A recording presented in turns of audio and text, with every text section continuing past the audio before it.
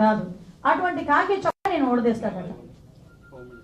అది కూడా ఒక ఎక్స్ సీఎం మాట్లాడే భాష ఏమిటో నాకు ఒక అర్థం కావట్లే. అందులో ఆడవాళ్ళు ఉన్నారు. అనంతపురం ఎస్పీ ఒక లేడీ, అనంతపురం డిఐజీ ఒక లేడీ, అక్కడ చాలా మంది లేడీ పోలీస్ కానిస్టేబుల్స్ ఉన్నారు, లేడీ ఎస్ఐస్ ఉన్నారు. అలాంటి వాళ్ళ గురించి బట్టలు ఊడదీస్తాం అలాగే ఇలాగా మాట్లాడుతూ ఉంటే సిగ్గనిపించట్లేదా? సంస్కారమేనా అది? కనీసం ఒక సంస్కారంతో కూడిన మాట ఒక ఎక్స్ సీఎంగా మాట్లాడాలి అన్న ఇంగిత జ్ఞానం లేకుండా ఎక్కడికి వచ్చి మాట్లాడుతున్నాడు? ఇది ఒక విక్టిమ్ హౌస్ దగ్గరకు వచ్చి మాట్లాడే పరిస్థితులు. ఎవరి గురించి వెనకేసుకొస్తున్నాడు? ఒక పోసాని కృష్ణమురళి గురించి, ఒక నందిగాం సురేష్ గురించి వెనకేసుకొస్తున్నాడు. మేము ఈ రోజు ఇందాక మేము చెప్పాం, ఎమ్మెల్యేలు ఎంపీల గురించే మాట్లాడాం. నిజంగా ఈ రోజు చెప్తే కార్యకర్తలు కానీ, అదేవిధంగా ఇంచుమించుగా చూస్తే దగ్గర మామూలు సామాన్య ప్రజల మీద కానీ వాళ్ళు పెట్టిన కేసులు ఇవన్నీ కోకొల్లలు ఉన్నాయి. కొన్ని వేల కేసులు ఉన్నాయి, మామూలు కొన్ని వేల కేసులు. జగన్మోహన్ రెడ్డి హయాంలో 5 సంవత్సరాల్లో దగ్గర 2826 హత్యలు జరిగినాయి. నిజంగా నేను అంటున్నాను జగన్మోహన్ రెడ్డి నీ హయాంలో 2800 పైచులకు హత్యలు జరిగినాయి. అందరి దగ్గరికి కూడా నువ్వు వెళ్తానని కూడా మేము విత్ ప్రొడక్షన్ పంపిస్తాం, వెళ్ళు, మేమేం కాదని చెప్పట్లేదు. వాళ్ళందరి దగ్గరికి వెళ్ళి పరామర్శించే దమ్ముందా నీకు? అలాంటిది ఈ రోజు బయటకు వచ్చి నోటుకు వచ్చినట్టు మాట్లాడతారు. కార్మూర్ నాగేశ్వరరావు, అది గూండావో తెలియదు, ఒక ఎక్స్ఎమ్మెల్యే తెలియదు, ఒక రౌడీ షీటరో తెలియదు, బయటకు వచ్చి వాళ్ళ గవర్నమెంట్ వచ్చిద్దట, వచ్చిన తర్వాతట గుంటూరు నుంచి బయట ఉన్న వాళ్ళందరినీ నరికేస్తాడట, గుంటూరు నుంచి ఎవరితో ఉన్న వాళ్ళందరినీ బయటకు తీసుకొచ్చి తంతాడట. అది ఆయన వాళ్ళ కార్యకర్తల మీటింగ్లో మాట్లాడే పరిస్థితి. అంటే నేనేమంటానంటే జగన్మోహన్ రెడ్డి ఇలాంటి వాళ్ళందరూ బలం అనుకున్నాడు, కానీ ఇలాంటి వాళ్ళందరూ ఏదో బల్లెల్ లాంటి వాళ్ళు అనమాట. లాస్ట్ 151 సీట్లు ప్రజలందరూ ఇస్తే మీరు ఇలాంటి పనులు చేసే 11 దిగారు. ఈరోజు మళ్ళా నోటికి అద్దు లేకుండా ఇలాగే మాట్లాడితే ఆ 11కి కూడా కన్నం పడే పరిస్థితి కనిపించే పరిస్థితి మనందరికీ కూడా కనిపిస్తుంది. అది జగన్మోహన్ రెడ్డికి అర్థం కావట్లా. ఒకటి మేము చెప్తున్నామండి, ఈరోజు శాంతి భద్రతల విషయంలోనే కానీ, ముఖ్యంగా ఎక్కడ కూడా ఫ్యాక్షన్ రాజకీయాలు లేకుండా చూడటంలో కానీ, ప్రజలకు ఎవరికి ఇబ్బంది లేకుండా చూడటంలో కానీ మేమందరం కూడా చిత్తశుద్ధితో పనిచేస్తాం.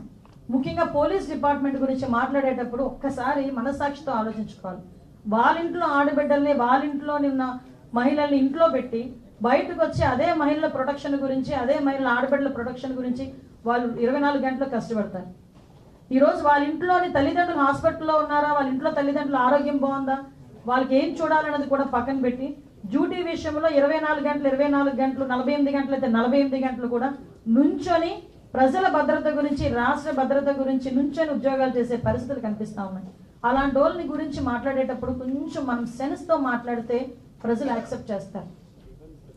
ఒక్కసారి అది కూడా ఆలోచన చేసుకోమని జగన్మోహన్ రెడ్డి గారికి చెప్తూ, పోలీస్ డిపార్ట్మెంట్ మీద అదేవిధంగా ప్రజల్ని రెచ్చగొట్టే విధంగా, శాంతి భద్రతలకి భంగం వాటిల్లే విధంగా ఎవరైనా మాట్లాడినా, సోషల్ మీడియాలో పోస్టులు పెట్టినా కంపల్సరీగా తగిన చర్యలు తీసుకుంటామని మీ అందరికీ తెలియజేసుకుంటాం.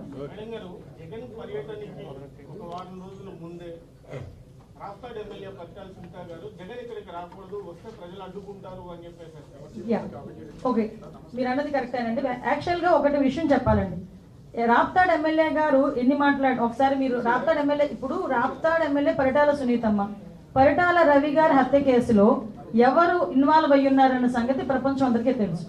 ఎక్కడో అక్కడ కడుపు మంట ఉంటుంది. ఆ కడుపు మంటతో అక్కడ ఒక సంస్కృతి ఉంది. కొంతమంది కొన్ని ఊర్లకు వైసీపీ నాయకులు రారు, కొంతమంది టీడీపీ వాళ్ళు ఆ ఊర్లకు వెళ్ళరు. కొంత సంస్కృతి అక్కడ నడుస్తుంది, కొన్ని రోజుల నుంచి నడుస్తుంది. కానీ ఆ రోజు వచ్చేటప్పుడు మా కార్యకర్తలు ఇబ్బంది పడుతున్నారు అతను వస్తే అని చెప్పి సునీతమ్మ గారు మాట్లాడినప్పటికీ, ఆ కడుపులో ఆ బాధ ఉన్నప్పటికీ, కార్యకర్తలందరూ ఇబ్బంది పడుతున్నప్పటికీ అధిష్టానం ఏదైతే చెప్పిందో, పోలీస్ డిపార్ట్మెంట్ వాళ్ళు ఏదైతే రిక్వెస్ట్ చేశారో, అతను వెళ్తున్నానంటున్నారు, మీరు ఎటువంటి శాంతి భద్రతకు భగ్నం వాటిల్లకుండా మీ కార్యకర్తలు మీరు అదుపులో పెట్టుకోండి అని చెప్పి అధిష్టానం నిర్ణయం మేరకు, డిపార్ట్మెంట్ నిర్ణయం మేరకు సునీతమ్మ మీటింగ్ పెట్టి, చెప్తున్నా మళ్ళీ గుర్తుపెట్టుకోండి, మీటింగ్ పెట్టి ప్రతి కార్యకర్తకి కూడా మీరు ఇళ్లలో ఉండండి, అతను వస్తాడు, చూసుకుంటాడు, వెళ్ళిపోతాడు, ఎవరు కూడా ఎటువంటి ఇబ్బంది పెట్టొద్దు, మనం ఏదైనా గల్లాటా చేస్తే ప్రజలు ఇబ్బంది పడతారని పెద్ద మనసుతో ఆవిడ ఆ రోజు ఆ కార్యకర్తలందరికీ కూడా విన్నవించుకుంటే కాబట్టే నేను వచ్చి అన్ని మాటలు మాట్లాడగలిగి బయటకు వెళ్ళగలిగాను. సార్ ఆలోచన చేసుకోవాలి. మేము మా లిమిట్స్లో మేము ఉంటున్నాం, మా నాయకులు మా లిమిట్స్లో మేము ఉంటున్నాం, మా